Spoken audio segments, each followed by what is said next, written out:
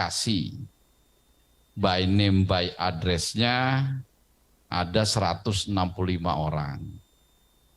Sementara yang masih kita cari terus siapa ini begitu ya jenazahnya, identitasnya masih ada 107 jenazah. Kemudian korban hilang, kalau kemarin 40 karena ditemukan 1, sekarang 39. Dari 39 ini kami dapat informasi baru, 32 adalah memang warga Cijendil, ya, Kecamatan Cugenang, dan ada 7 warga yang melintas di sekitar itu juga menjadi korban. Nah, korban hilang ini semuanya sudah teridentifikasi nama dan keluarganya. Sehingga ini untuk memudahkan pencarian yang dilaksanakan terus-menerus oleh tim SAR gabungan. Ya, kemarin saya katakan kepada rekan-rekan media sekalian, sebanyak 6.000 orang ini yang dikerahkan untuk mencari ke 39 korban yang masih hilang ini. Tetapi karena medannya berat, hujan, longsor, kemudian TKP-nya longsor gitu, tertimbun rumah-rumah ini, tapi mudah-mudahan ini secara lambat laun bisa kita temukan. Kemudian korban luka 2.046 orang, warga mengungsi 62.545 orang. Nah, dalam kesempatan yang warga hilang ini, kami himbau khususnya pada masyarakat yang merasa anggota keluarganya hilang, dalam melaporkan ke posko agar ini jelas nama, tempat tinggal, ciri-cirinya, ya, umurnya, jenis kelamin dan sebagainya. Kenapa demikian? Karena itu tadi dari 272 jenazah yang ditemukan ternyata masih ada 107 yang belum bisa diidentifikasi secara jelas. Nah, ini kami mohon bantuan dari seluruh masyarakat yang merasa anggota keluarganya hilang. Kemudian yang merasa anggota keluarganya meninggal, apakah itu sudah dimakamkan begitu atau dimakamkan oleh petugas, agar segera melengkapi dengan surat pernyataan kematian yang dikeluarkan oleh fasilitas kesehatan setempat. Ini mohon para kepala desa membantu. Kenapa ini perlu surat pernyataan kematian ini? Karena ini menyangkut terkait bantuan dan santunan atau asuransi jiwa misalnya. Itu semuanya salah satu syaratnya adalah surat kematian yang dikeluarkan dari fasilitas kesehatan setempat. Ini semakin hari semakin terkendali, tentu saja situasi akan semakin baik. Tentu saja yang terkait dengan administrasi seperti surat kematian ini sangat diperlukan bagi ahli waris ataupun keluarganya. Kemudian material, ya ini juga didata terus. Ini laporan dari desa dan dari camat langsung ke posko utama penanganan gempa bumi di Cianjur ini. Ada semuanya yang rusak untuk rumah 56.311. Rusak berat 22.267,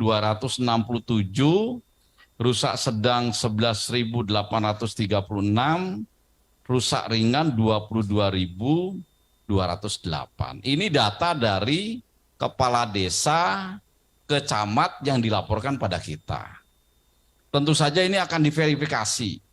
Ya, akan diverifikasi dengan batasan-batasan yang sudah ada. Ada peraturan Menteri PUPR terkait dengan spesifikasi mana yang masuk kategori rumah rusak ringan, rumah rusak sedang, dan rumah rusak berat. Kami secara paralel ini mengerahkan aparat pemerintah baru dari tingkat RT, RW, desa, camat, kemudian juga melatih unsur perguruan tinggi, dan secara paralel ini akan memverifikasi data-data ini. Bisa saja jumlahnya nanti berubah. Nah, nanti setelah diverifikasi kita akan segera bangun ya, supaya semakin cepat masyarakat berpindah, tidak tinggal terlalu lama di tempat pengungsian. Kemudian infrastruktur juga yang rusak, sekolah ada 31, tempat ibadah 124, fasilitas kesehatan ada 3, gedung kantor ada 13. Kecamatan terdampak tidak ada perubahan, seperti yang saya sampaikan kemarin sore ada 15. Kemudian untuk kegiatan hari ini, di samping tadi melaksanakan pencarian dan evakuasi korban hilang, ditemukan 1 ya, atas nama almarhumah Ibu Nining tadi, umur 64 tahun. Kemudian pendistribusian logistik saat ini sudah berjalan lebih baik. Karena sampai sore ini kami memberikan pernyataan atau informasi kepada rekan-rekan media, tidak ada laporan masuk bahwa ada yang belum dapat logistik. Jadi para camat tadi sudah mengambil logistik untuk kecamatannya, kebutuhan kecamatannya. Nanti kalau rekan-rekan media ingin lebih jelas ada listnya itu. Masing-masing kecamatan apa yang dibutuhkan dan diambil hari ini, kemudian didistribusikan ke desa, dan desa mendistribusikan ke tempat-tempat pengungsian yang ada di wilayahnya dan kepada seluruh masyarakat yang membutuhkan. Setiap hari kepala desa ini memberikan daftar yang dibutuhkan. Seperti sekarang ini untuk besok daftar dari desa sudah masuk. Besok ke kecamatan ya, untuk besok ini. Kecamatan juga sudah akan mengirimkan besok pagi, sehingga besok pagi jam 9 paling lambat sudah dikirimkan lagi logistik untuk kebutuhan hari itu dan hari esoknya, minimal dalam 2 hari, per 2 harian ini. Nah, nanti kalau rekan-rekan media masih mendapatkan informasi adanya kelompok masyarakat yang mungkin tidak mendapatkan logistik, terlambat, disampaikan saja. Ini rantai komandonya, pendistribusian logistik, sekali lagi melalui aparat pemerintah terkecil, dari mulai RT, RW, kepala desa, camat, dan terpusat di pemerintahan kabupaten, kita keluarkan logistik dari 2 gudang. Yaitu gudang BPBD Kabupaten Cianjur dan gudang wanita Kabupaten Cianjur. Apabila ada masalah, setiap hari juga dilaksanakan rapat koordinasi. Setiap malam itu para camat melaksanakan rapat koordinasi dengan bidang logistik, termasuk juga kepala desa. Dengan sistem ini diharapkan tidak ada lagi laporan-laporan kelompok-kelompok masyarakat yang tidak mendapat logistik atau terlambat dalam mendapatkan bantuan logistik keperluan sehari-hari.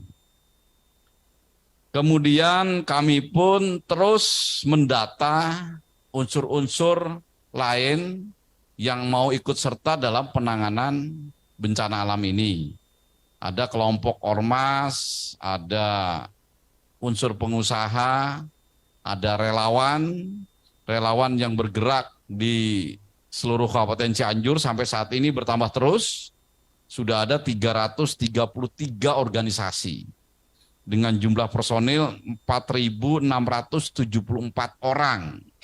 Nah, ini sudah dikonsolidasikan, sudah dibagi tugas, sebagian membantu penanganan dari pencarian dan pertolongan, sebagian membantu dalam pendistribusian logistik dan penanganan pengungsi, sebagian membantu dalam pendataan untuk segera membangun rumah-rumah yang rusak.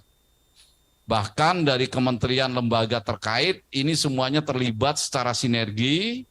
Memang BNPB memegang unsur komando, tetapi yang bergerak semua kementerian lembaga. Ada Kementerian PUPR, TNI, Polri, Kementerian Sosial, BMKG, Kementerian ESDM tadi juga mengerahkan baik relawan maupun tenaga medis, Kementerian Kesehatan ini setiap saat mendampingi kita ya, dan unsur-unsur yang lainnya banyak sekali ya. Nanti rekan-rekan media bisa melihat daftarnya. Kemudian yang kami rasakan memang walaupun kemarin sudah dihimbau, ini saya juga menghimbau sekali lagi kepada masyarakat-masyarakat yang tidak berkepentingan, tidak terdampak bencana sebagai korban, mungkin tinggalnya di Kabupaten Cianjur, di Kabupaten Bogor, di luar Kabupaten Cianjur ya, Kabupaten Sukabumi misalnya, ya kalau datang ke daerah bencana dengan tujuan membantu silahkan. Dan lebih baik membantunya secara terpusat melalui posko utama. Jangan sendiri-sendiri ke tempat lokasi. Ini bencananya lokasinya 15 kecamatan. Banyak jalannya kecil-kecil, tempatnya terpencil. Sehingga kalau masyarakat datang sendiri berbondong-bondong ke sana, tentu saja ini membuat jalanan macet, membuat program-program dan kegiatan penanganan pengungsi, pendistribusian logistik ini terhambat. Jadi bukan bencana ini untuk dilihat, bukan menjadi tempat wisata. Tetapi bencana ini adalah hal atau sesuatu yang harus dipecahkan bersama. Ini kami sekali lagi menghimbau kepada masyarakat, dan kami pun himbau kepada unsur Polres dan Kodim Cianjur untuk tidak segan-segan bertindak secara tegas tetapi tetap humanis untuk memberikan penjelasan kepada masyarakat atau kelompok-kelompok masyarakat ini supaya lebih paham dan tidak mengganggu jalannya kegiatan atau tindakan penanganan gempa secara keseluruhan. Demikian yang bisa kami sampaikan. Terima kasih. Wassalamualaikum warahmatullahi wabarakatuh. Waalaikumsalam warahmatullahi wabarakatuh. Terima kasih Bapak Kepala BNPB. Jadi meng-highlight sedikit 2 poin penting dari Bapak Kepala BNPB. Pertama, mungkin teman-teman wartawan juga menerima pesan WhatsApp berisi data kematian dari satu kecamatan yang lebih dari 300. Itu kita sudah telusuri dari pagi hingga siang tadi, dan kita tanya satu-satu ke camatnya. Ternyata banyak sekali data ini yang hanya ada data angka. Itu tadi pesan Bapak Kepala BNPB. Kita sebagai pemerintah tentu saja memvalidasi data ini tidak hanya data angka, tapi benar ada identitasnya dan ada keluarganya. Inilah kemudian yang kita sangat perhatikan, karena data pemerintah haruslah data yang tervalidasi dan bisa dipertanggungjawabkan. Mungkin dari Pak Bupati, kami berikan waktu dan kesempatan Bapak untuk menambahkan informasi-informasi dari lapangan. Bismillahirrahmanirrahim. Assalamualaikum warahmatullahi wabarakatuh. Izin, Jenderal. Saya ingin menyampaikan mengenai bantuan sumbangan dari warga masyarakat maupun dari pemerintah. Kita ingin sumbangan-sumbangan ini transparan kepada warga masyarakat. Alhamdulillah sampai dengan per tanggal 24 November pukul 13 saya cek ke BJB Bank Cianjur, sampai sekarang sudah 258 donatur dengan sejumlah uang 1.619.951 rupiah. Tentunya saya atas nama pemerintah Kabupaten Cianjur mengucapkan terima kasih pada donatur baik perorangan, lembaga maupun dinas maupun kabupaten kota yang telah memberikan sumbangan. Insya Allah kami akan gunakan sesuai dengan peraturan dan perundang-undangan yang berlaku. Mudah-mudahan apa yang telah disampaikan insya Allah ini sangat bermanfaat untuk warga kami, dan juga saya doakan bagi Bapak Ibu yang telah memberikan sumbangan. Insya Allah ini menjadi amal kebaikan yang diterima oleh Allah Subhanahu Wa Taala. Itu saja yang aku sampaikan. Hatur nuhun. Bila taufiq wa hidayah. Wassalamualaikum warahmatullahi wabarakatuh.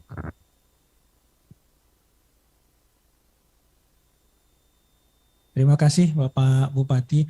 Untuk nomor rekeningnya sudah tersampaikan ke masyarakat ya Bapak? Pak Dedi, nomor rekeningnya Agar sudah ya, sudah sampai. sudah disebarkan, Disebarkan. ya, melalui. Oke. Baik, jadi untuk masyarakat yang ingin langsung memberikan dukungan bersifat bantuan dana bisa langsung memasukkan ke rekening yang sudah disampaikan oleh Sekretariat Daerah Pemerintah Kabupaten Cianjur. Demikian.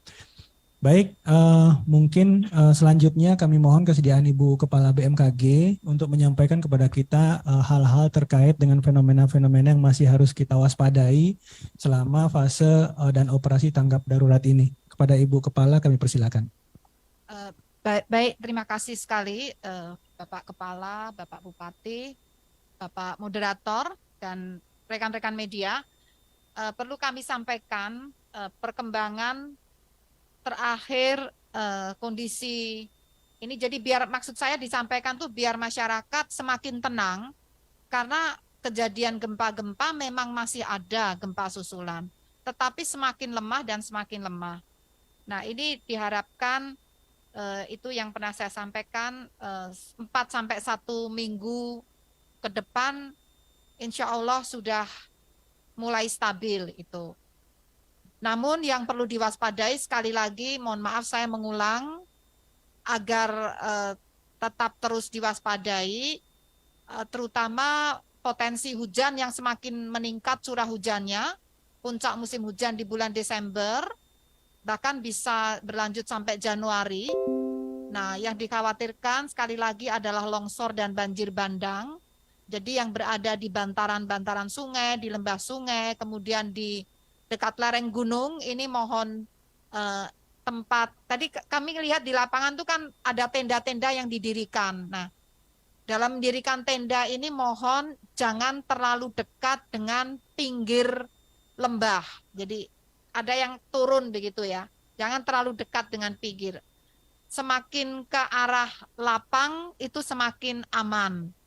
Dan juga jangan terlalu dekat dengan lereng, karena masih mungkin terguyur hujan akhirnya longsor atau kena getaran akhirnya runtuh.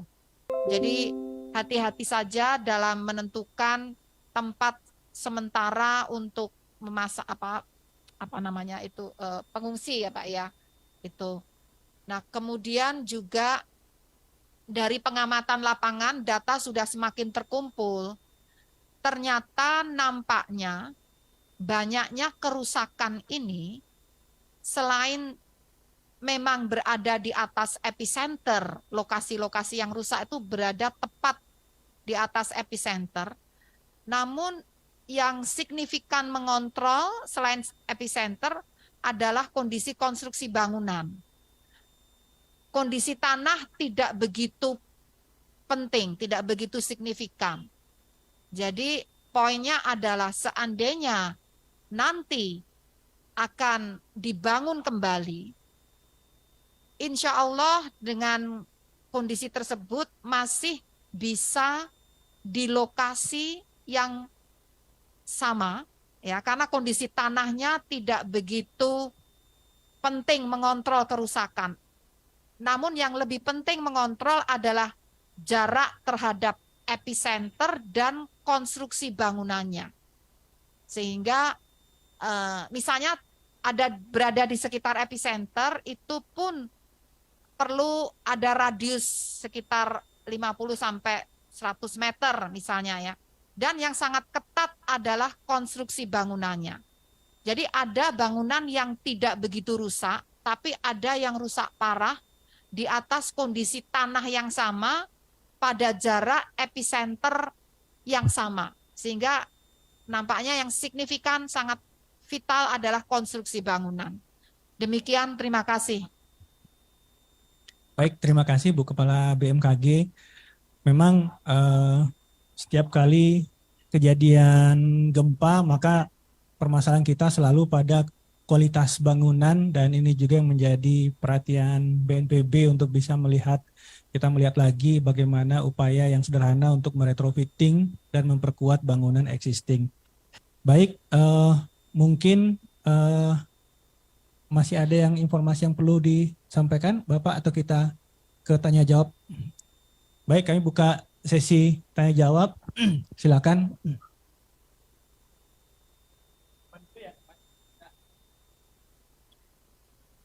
Selamat sore, Assalamualaikum warahmatullahi wabarakatuh. Saya Nanda dari Kompas TV, ingin bertanya pertama kepada Kepala BMKG. 2 pertanyaan, oke baik. Ibu, berarti terkait dengan tadi penjelasannya bahwa masih bisa untuk didirikan di lokasi, begitu ya? Karena salah satunya adalah terkait dengan bagaimana bentuk bangunan, begitu ya Bu ya? Betul, berarti untuk program-program sebelumnya Bu, akan ada relokasi seperti itu apakah sekiranya masih bisa berjalan atau bagaimana? Dan kemudian untuk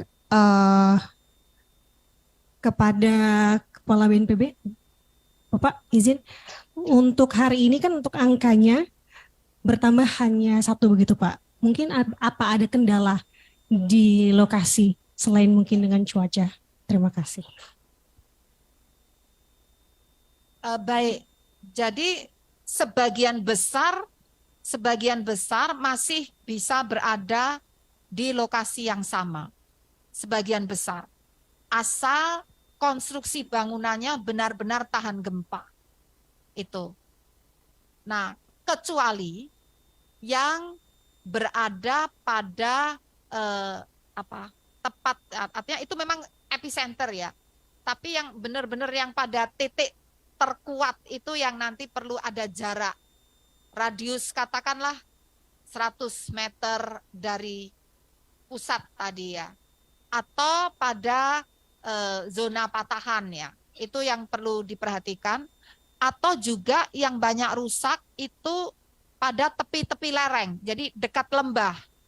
Kalau ada tanah turun, rumah di dekatnya ini yang ada lembah turun, rumah di dekatnya ini kerusakannya juga parah. Itu.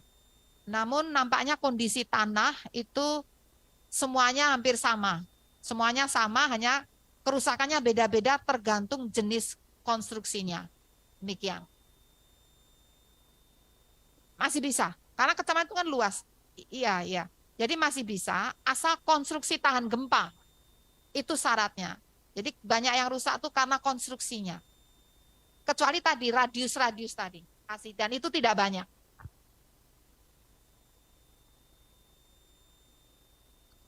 Mbak Nanda ya, kenapa cuma 1? Karena kan kemarin kita sampaikan bahwa yang hilang itu terpusat di Kecamatan Cigenang. Bahkan sekarang tadi kan sudah ada data lagi bahwa 32 tuh di Cijendil dan 7 yang lewat. Ini lewat ketahuan nih karena ada saksi matanya gitu. Dan itu longsor. Nah, memang dalam pencarian, kalau masih berhari-hari ini kita masih berharap ada yang selamat. Buktinya kemarin kan Aska juga selamat. Jadi ini masih menggunakan tenaga orang. Gitu. Sementara longsor, cuacanya hujan, dan ketinggian longsornya juga tidak rendah gitu ya. Tadi kita lihat, kalau lihat nanti rekan-rekan wartawan ke sana, ya mungkin terbatas lah untuk mengorek tanah begitu tinggi begitu. Tetapi nanti secara lambat laun mungkin besok akan kita kerahkan alat berat. Ini pun dengan lihat medannya, tentu saja jangan sampai pakai alat berat. Yang pertama ternyata masih ada yang selamat gitu ya. Itu justru dengan alat berat ini membahayakan. Yang kedua membahayakan si operator alat berat itu sendiri gitu. Nah, ini yang harus kita pastikan keselamatannya. Memang pekerjaannya sudah maksimal kan, sekarang fokus pencariannya di titik itu. Ya, tapi dengan sudah fokus yang kena longsor ini, orang banyak pun tidak terlalu banyak berpengaruh begitu, karena kan dengan tenaga orang kan kerepotan gitu. Nah, mudah-mudahan ke depan ini 1-2 hari ke depan ini setelah cuacanya bagus bisa mengerahkan alat berat, semakin banyak lagi korban yang ditemukan. Gitu. Selanjutnya saya Pak saya Wilson Sedikit, Purba. tambah sedikit ya. Itu Mbak, tanahnya itu lereng gitu ya. Sehingga alat berat itu susah untuk kedap ke atas. Dan itu harus oleh manual. Karena kalau alat berat ke atas itu sangat berbahaya. Ditambah resiko hujan. Yang pasti kalau hujan turun, alat di atas, itu mas landing aja. Ya, kita berdoa agar cuaca baik bisa dilakukan oleh manusia dengan pencarian melalui anjing-anjing pelacak. Saya yakin insya Allah bisa ditemukan dengan cepat itu ya. Oke. Ya, memang dalam operasi pencarian bagaimanapun prinsip utamanya keselamatan tim pencari juga menjadi prioritas yang utama. Silakan Mas. Siap, saya Wilson Purba dari iNews TV MNC Media ke Pak Kepala BNPB. Pak, jika alat berat dinyatakan riskan untuk membantu proses evakuasi, apakah ada penambahan personil untuk besok? Apalagi belakangan sering hujan, takutnya ada longsor susulan sehingga semakin menimbun lokasi gempa. Itu untuk Kepala BNPB, dan selanjutnya saya ke Ibu Kepala BMKG. Ibu, ini ada dosen Fakultas Teknik Geologi Unpad, Dr. Insinyur Ismawan mengatakan bahwa apakah benar sebenarnya penyebab gempa itu adalah dari sesar Cimandiri, Bu, karena itu 10 km lokasinya dari pusat sesar Cimandiri, dan apakah ada kemungkinan pembentukan sesar lain sehingga juga bisa diantisipasi oleh BMKG dan juga warga? Terima kasih. Terima kasih Mas Purba ya. Saya kira untuk tenaga pencari ini sudah cukup ya. 6.000 orang.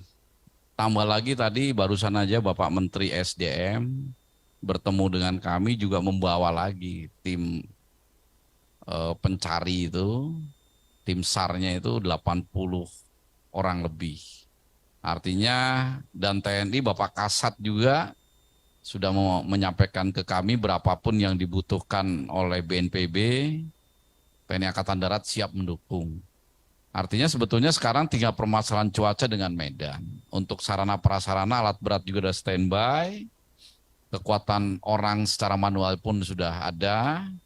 Ya doain saja besok cuacanya lebih baik daripada hari ini. Tadi kita tahu dari mulai jam 11 sudah hujan begitu. Dan tadi sampaikan Pak Bupati betul, nanti kalau rekan media lihat itu di Cijendil ini kelihatan itu memang satu hamparan begitu. Itu di situ tertimbun, rumah-rumah ada di dalamnya situ. Ya kita minta doanya saja supaya besok hasilnya lebih maksimal. Demikian, terima kasih. Terima kasih. Jadi di saat awal ya, masih tanggal 21 November, kami tidak bisa memastikan itu sesar yang mana. Karena belum punya data yang lengkap. Jadi saat itu kami memperkirakan kalau bukan sesar Cimandiri, ya sesar Padalarang. Sambil menunggu data. Nah, dengan terkumpulnya data, nampaknya baik epicenter dan gempa-gempa susulan itu mengklaster fokus ke arah sisi sistem. Kami katakan sistem sesar Cimandiri. Kenapa memakai kata sistem? Karena kami menduga sesar Cimandiri itu bukan sesuatu yang sendirian gitu loh. Sendirian patahan satu tunggal, enggak. Barangkali itu merupakan sistem. Sehingga memang benar pusat gempanya itu tidak tepat di atas garis patahan. Itu ada dua kemungkinan. Kemungkinan yang pertama, ini juga dicocokkan dengan vokal mekanismenya, patahan ini miring, geser, tapi bidangnya itu ada kemiringan. Nah, dengan adanya kemiringan bidang, proyeksi hipocenter yang ada di bawah permukaan, kalau diproyeksikan ke atas permukaan, ke atas ya, ke permukaan tanah, itu tidak tepat berada di garis sesar. Karena tubuhnya miring. Jadi kalau di sini titik epicenter, ini naik ke atas, naik ke atas. Nah, ini agak nyimpang berapa kilometer. Atau ada kemungkinan berkembang baru, tapi sebagai bagian dari sistem patahan Cimandiri.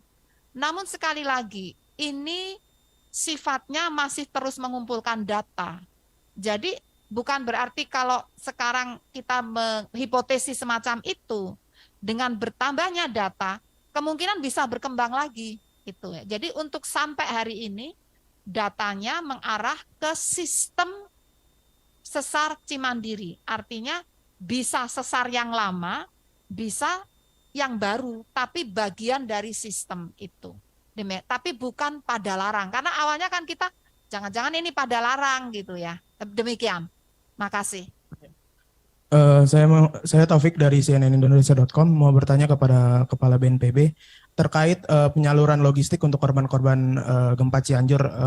Ini ada laporan dari masyarakat yang mengaku merasa dipersulit gitu ketika ingin mendapatkan bantuan. Seperti misalnya dia mengharuskan ada pengajuan secara tertulis dan mendapatkan cap dari RT RW ataupun dari kepala desa. Nah, ini sementara mereka merasa kebutuhan bantuan itu sangat mendesak. Nah, ini seperti apa, Pak? Terima kasih. Jadi memang posko BNPB ini tadi mengatur sampai dengan pendistribusiannya ke desa. Desa nanti yang berkoordinasi dengan RT, RW, dan masyarakatnya. Nah, ini nanti kami jadikan masukan kami juga selalu evaluasi mengumpulkan kepada kepala desa ini. Ya, jadi mudah-mudahan apa yang disampaikan tadi memang betul kenyataan di lapangan begitu. Bukan sekedar misalnya menginformasikan atau 1-2 orang, tapi bukan bersifat keseluruhan. Karena tadi saya katakan sampai jam 17:50 tadi, hari ini dari seluruh camat mengatakan distribusi logistik hari ini berjalan dengan lancar. Ya mungkin ada saja itu yang dari kepala desa, Babinsa, Babin Kaptipmas ke masyarakat, mungkin ada permasalahan. Nah, ini yang kita rapihkan ya. Mudah-mudahan ke depan ini semuanya bisa lancar lah. Tapi kadang-kadang kalau orang banyak kan Mas, ada aja lah kalau misalnya merasa kok yang temennya dapat 2, saya kok dapat 1 gitu. Nah, ini yang gitu-gitu tuh nanti kita bereskan secara perlahan ya. Yang penting sistemnya sudah berjalan, semuanya menggunakan bertingkat, bertahap, berlanjut dari mulai pemerintah kabupaten, ke kecamatan, ke desa, ke titik pengungsian, dan langsung ke masyarakat. Itu jawaban saya. Masih ada pertanyaan? Saya Yudi Pak dari TV One. Tadi Ibu Kepala BMKG menyampaikan bahwa untuk membangun posko pengungsian harap memperhatikan lokasinya ya Bu ya, karena khawatir banjir dan berbahaya karena longsor ya Bu ya. Nah Pak Bupati, saya kemarin ke Gasol dan ke beberapa titik lokasi posko pengungsian, banyak warga yang membangun posko pengungsian di dekat rumah mereka yang rusak Pak. Dan di situ juga tanahnya becek, terus ya tanahnya juga gembur dan rawan longsor juga gitu Pak. Izin Pak bertanya bagaimana caranya pemerintah memperhatikan, memastikan posko pengungsian ini dibangun di tempat yang aman. Mungkin itu aja Pak pertanyaan dari saya Pak. Terima kasih. Iya, sebelum ke Ibu ya. Jadi tadi disampaikan juga bahwa kita ingin recovery, khususnya bangunan-bangunan, ingin yang kedepannya aman. Apabila ada gempa-gempa entah 20 tahun, entah berapa tahun. Manfaatkan sekarang. Tentunya diawali dari pencarian tanah yang diupayakan tidak berada di zona merah. Diupayakan ya, tidak di zona merah. Kita cari aman yang zona hijau. Tapi tadi kata Ibu, nggak apa-apa. Yang penting bangunannya harus tahan gempa. Ya, tahan gempa melalui teknologi. Sehingga pada depan, walaupun di zona merah atau zona kuning, dengan bangunan tahan gempa, insya Allah aman ya. Nah, adapun seperti yang di mana tadi di Gasol ya, di tanah-tanah becek ya, ya saya kira dengan teknologi, dengan konstruksi yang disesuaikan dengan kondisi tanah, saya yakin bisa. Namun juga sesuai dengan arahan Pak Kepala BNPB ya, bahwa anggaran ini kan hanya 50 juta untuk bangunan yang rusak. Nah, kalau dikaitkan dengan konstruksi yang harus tahan gempa, tentunya ini pun ya kita berpikir dua kali, pasti menggunakan dana yang agak besar. Tentunya saya mengharapkan kepada warga masyarakat, ya setidaknya kita berpikir ke masa yang akan datang. Bukan hanya asal jadi sekarang saja. Kalau masyarakat punya celengan, punya tabungan, ayo bersama-sama.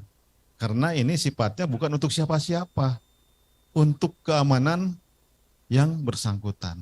Sehingga ada kolaborasi antara pemerintah dengan warga masyarakat, ayo bersama-sama.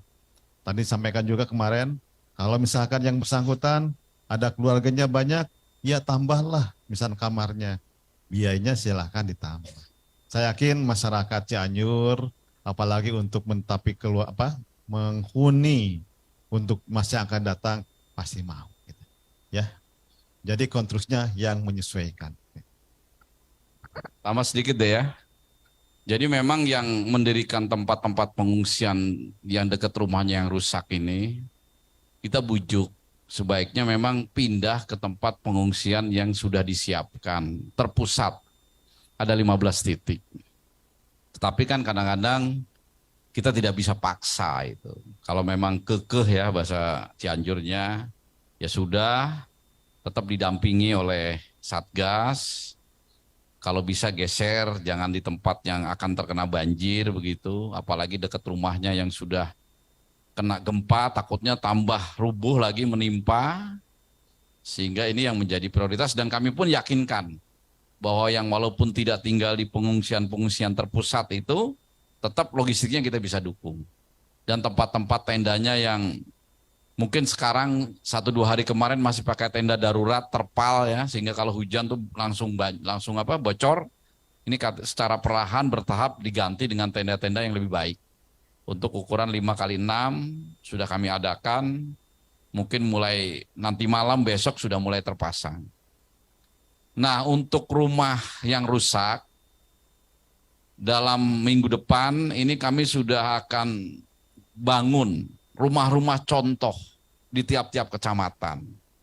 Rumah-rumah contoh tahan gempa yang bisa dilihat oleh masyarakat. Nilainya yang 50 juta itu. Nah, nanti masyarakat ini diberikan pilihan. Kalau mau melihat rumah contoh itu bisa dibangun oleh masyarakat kalau dia bisa gitu ya, dengan mungkin mengerahkan tukang atau mungkin ada latar belakangnya tukang, atau oleh Pak Bupati dibangun oleh TNI, Polri, bisa juga, atau pihak ketiga yang sudah biasa membangun rumah tahan gempa. Nanti silakan rekan-rekan media melihat itu. Dan rumah tahan gempa ini sudah dibangun di mana-mana di tempat gempa, di Palu, di NTB, di Pasaman Barat, di Pasaman, itu kelihatan sama. Nah, yang disampaikan Pak Bupati memang kalau yang tidak bergeser tanahnya, tidak relokasi, ya biasanya rumahnya berbeda-beda. Walaupun ada rumah tahan gempa yang dibuat, mungkin ada penambahan teras, ada penambahan dapur, ada penambahan luas, ya terserah aja. Tapi memang pemerintah kemampuannya hanya membiayai sebesar 50 juta. Tetapi yang tadi oleh Ibu Kepala BMKG tidak boleh lagi membangun di sini. Tadi Pak Bupati sampaikan, karena kalau membangun di sini nanti 20 tahun yang akan datang, gempa lagi, bisa kena lagi. Itu harus relokasi.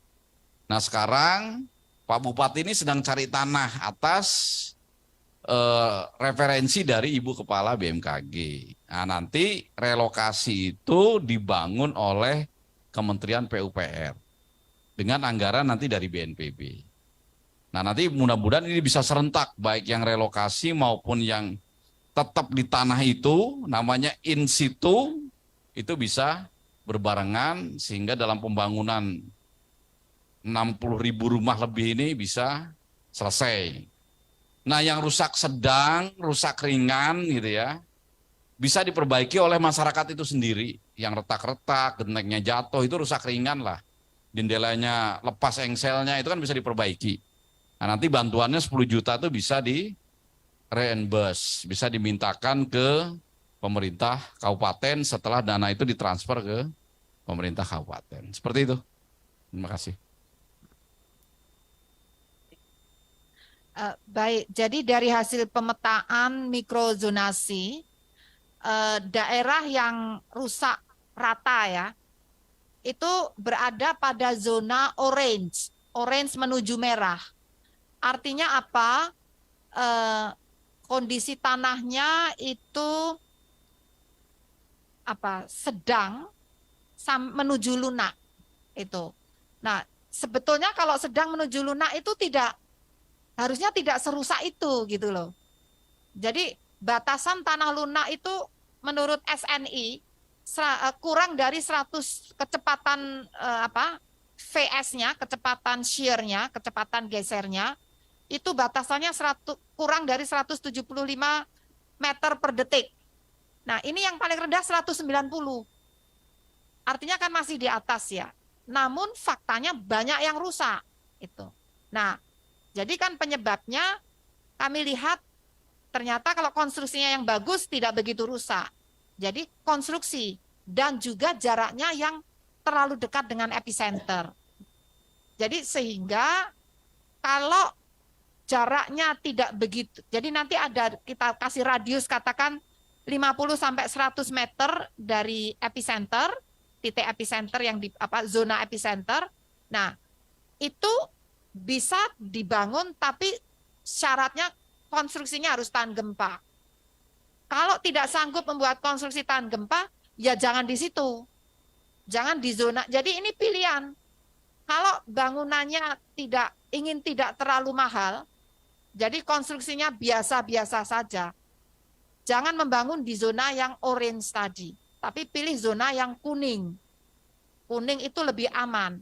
Atau kalau memang tetap ingin di situ, ya harus dengan konstruksi yang tahan gempa tadi dan diatur jaraknya jangan terlalu dekat dengan zona epicenter tadi yang kurang lebih sekian ratus meter tadi. Serta jangan terlalu dekat dengan lereng ataupun dengan lembah, agar nanti jangan sampai aman dari gempa tapi kena timbunan longsor atau longsor ke bawah atau kena banjir bandang. Jadi pertimbangannya ada beberapa hal seperti itu. Makasih. Baik, apakah masih ada? Sebentar tadi. Oke, satu lagi dari sisi kini, kita ke sisi kanan lagi. Silakan. Iya, selamat sore Pak, Bu. Perkenalkan saya Jesslyn dari Narasi. Saya mau bertanya mengenai tadi yang disampaikan mengenai konstruksi tahan gempa itu. Apabila kan tadi disampaikan bisa mungkin melihat ke rumah contoh dan mungkin ketika warga ingin membangun sendiri itu bisa dilakukan begitu. Nah, apa sih sebenarnya konstruksi tahan gempa itu dan ketika warga itu ingin membangun sendiri itu apa saja bahan yang mereka perlukan? Karena ketika saya ke Ciberem itu mereka mengatakan bahwa terutama yang sangat-sangat roboh itu mereka misalnya tidak menggunakan besi, hanya menggunakan semen dan itu. Nah, alternatif untuk konstruksi tahan gempa itu seperti apa? Kemudian ke depannya karena ini kan BMKG mengatakan sudah diketahui bahwa ini adalah siklus yang 20 tahunan begitu. Apa saja langkah mitigasi dan kemudian sosialisasi karena sebagian besar warga yang saya kunjungi itu tidak mengetahui bahwa daerah tempat tinggalnya itu adalah daerah rawan gempa. Kedepannya akan seperti apa langkah mitigasi dan sosialisasi ke masyarakat. Sekian dari saya. Terima kasih. Baik, silakan Ibu. Ini sebenarnya untuk pertanyaan pertama agak teknis sekali sebenarnya. Yang pertama dulu ya. Ya, kita kan bukan ahlinya nih. Gimana sih rumah tahan gempa tuh bahan-bahannya? Nah, mungkin jawabannya gini aja, Mbak. Tunggu beberapa hari, nanti kami bangun rumah contoh yang tahan gempa ini. Mudah-mudahan minggu depan sudah ada yang berdiri. Nanti Mbak bisa lihat itu.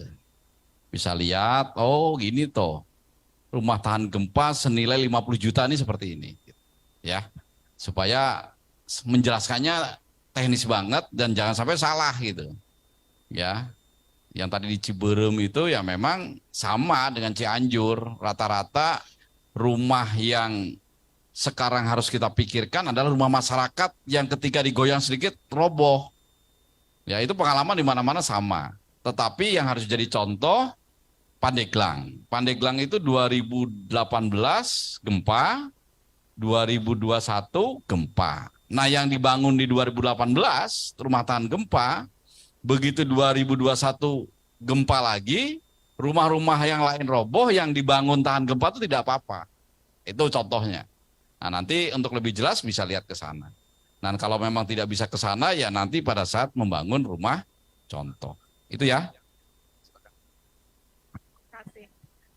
Baik, kemudian tadi apa dikatakan tidak mengetahui ya. Nah, ini justru yang harus menjadi perhatian. Sebetulnya banyak sekali informasi itu ada tersedia di berbagai kanal ya. Tapi mungkin perlu didatangi. Kalau misalnya lewat sosial media ya. Lewat sosial media tuh mungkin tidak dibaca ya. Jadi kami dengan tim dan saya yakin dari BPBD juga ada, itu kami mendatangi ke tenda-tenda. Jadi tidak mengumpulkan massa tetapi kita masuk ke tenda-tenda menjelaskan apa yang harus disiapkan ke depan itu ya, mengingat daerah tersebut rawan gempa. Jadi seperti itu. Dan mohon maaf sebetulnya ini hampir sebagian besar wilayah Indonesia itu kan rawan gempa ya. Jadi memang edukasinya memang harus masif ya. Misalnya melalui sekolah dan melalui berbagai kanal ya, itu akan terus dilakukan. Artinya berbagai pihak itu melakukan. Artinya tidak hanya BMKG. Saya tahu BNPB juga melakukan dan kami kadang bersama-sama. Perguruan tinggi juga melakukan sosialisasi edukasi, banyak perguruan tinggi itu melakukan berkali-kali ya. Tapi mungkin kalau belum terjadi itu orang kurang kurang ini kan psikologis ya. Kalau belum terjadi itu kadang kurang yakin gini ya. Baik, itu sebagai catatan untuk ke depan. Terima kasih. Ya, tambahan saya dikit ya. Biasanya kalau orang sudah mengalami bencana alam seperti ini, ada sosialisasi bagaimana ke depan kalau terjadi bencana alam. Saya yakin masyarakat akan antusias, Bu. Sehingga kesempatan sekarang kita memberikan sosialisasi kepada warga masyarakat Kabupaten Cianjur, khususnya di daerah-daerah yang sering terjadi gempa. Akan lebih mudah. Kita akan manfaatkan mulai camat, desa, bahkan sampai RT RW. Setiap sosialisasi saya akan instruksikan untuk menjelaskan, mensosialisasikan mengenai kebencanaan di Kabupaten Cianjur. Ya. Oke. Baik, waktu sudah menjelang maghrib. Satu pertanyaan terakhir, silakan. Pak, saya pesan dari Cianjur Express. Ibu kan tadi Bu BMKG bilang zona merah, zona kuning, zona hijau, segala macam. Sedangkan kita belum tahu pasti di mana tempatnya itu, Bu. Yang pertama itu. Yang kedua, apakah seperti yang dilakukan di Palu, pembangunan melalui balai, Pak ya, dengan menggunakan kontraktor, sehingga memudahkan masyarakat. Terima kasih. Oke. Baik, terima kasih. Zona-zona itu dipetakan terukur. Jadi nanti petanya bisa dilihat. Jadi kita mengukur di lapangan angka percepatan tanahnya ya. Itu kita bisa menentukan oh di sini termasuk zona orange. Kebetulan yang merah ini sangat sedikit ya, yang mayoritas tuh orange. Lalu sebagian kuning. Nah, setelah muncul di peta, nah ini ada baiknya di lapangan diberi tanda. Anda memasuki zona merah misalnya. Nah, Nah, yang sering terjadi itu hanya ada di peta, tapi di lapangan nggak ada tanda-tanya. Jadi mungkin dengan pemerintah daerah bisa memasang rambu bahwa Anda memasuki zona merah gitu ya. Karena kalau hanya lihat di peta kan orang nggak bisa membayangkan ya. Jadi itu penting sekali hal itu diketahui. Ya, saya rasa begitu. Terus tadi apa pertanyaannya Bapak ya? Pembangunan itu saya bilang ya, boleh pakai balai. Biasanya yang relokasi karena itu tanahnya kosong, pindah, dibangun oleh PUPR. Rumahnya sama itu. Ukurannya pantas lah. Rekan wartawan bisa lihat rumah yang dibangun di Semeru itu. Bagus, lurus, besar kayak Perumnas itu. Nah, yang tidak geser tanahnya, terserah yang punya rumah. Kami buat rumah contoh nih. Apa mau dibangun seperti itu Bapak Ibu? Nah, biasanya yang rumahnya roboh sampai bawah, sampai tidak ada dasar, kemudian tidak punya sumber daya lagi, nggak punya tabungan, nggak punya apa, udah pasrah saja Pak, saya buatkan itu senilai 50 juta. Ya kita buatkan. Nah, nanti kalau ada sumbangan dari Pak Bupati, dari rekan-rekan yang lain apa ditambahi dibagusi ya lebih bagus. Tapi mungkin ada juga yang mampu. Kan gempa ini tidak kena rumah yang jelek saja, yang bagus pun juga kena. Rumah gedong misalnya. Ambruk sedikit tapi rusak berat. Tapi yang punya rumah mampu. Enggak, saya mau perbaiki sendiri, itu rumah tahan gempanya karena 50 juta kan. Yang penting kena gempa lagi nggak apa-apa, tapi rumahnya biasanya ukurannya 3x6. Jadi orang yang mampu kan nggak mau gitu. Sudah saya bangun sendiri saja, kebetulan saya punya tabungan di bank. Saya punya anak yang lagi merantau, mungkin mau bantu. Dia bangun sendiri boleh, tapi haknya sama. Baik yang punya rumah bagus sama yang tidak punya, pemerintah sama memberikan 50 juta. Gitu. Ya, jadi ini yang namanya supaya tidak memberatkan ke si pengungsi ini, si pemilik rumah ini gitu. Nah, kadang-kadang di tempat-tempat lain karena memang mampu, kebetulan begitu rumahnya ini rusak akhirnya dibangun lagi dari nol malah lebih bagus, itu ya silakan saja, tapi tetap saja pemerintah memberikan bantuan sebesar 50 juta bagi rumah yang rusak berat. Yang rumah rusak sedang biasanya nggak mau dibangunkan oleh BNPB atau PU. Yang rusak sedang bangun tambahin sendiri aja, malah justru ini saya akan tambahi teras, tambahi apa, nah, silahkan. Tetapi tetap dia pun dapat bantuan 25 juta. Nah, yang rusak ringan biasanya diperbaiki sendiri. Nah, untuk menentukan rusak ringan, rusak sedang, rusak berat ini bukan berdasarkan dari yang punya rumah, kepala desa, camat. Mereka boleh melaporkan, saya ini rumahnya rusak berat loh. Tetapi nanti ada tim verifikasi. Ada dari PUPR. PUPR itu udah punya peraturan menteri PUPR. Ini loh yang dikategorikan rumah rusak berat. Ini dari rumah rusak sedang, ini rumah rusak ringan. Jadi jangan sampai yang rusak ringan dilaporkan rusak berat. Ini nanti timbul stemming bell di masyarakat, kecemburuan dan sebagainya. Gitu ya.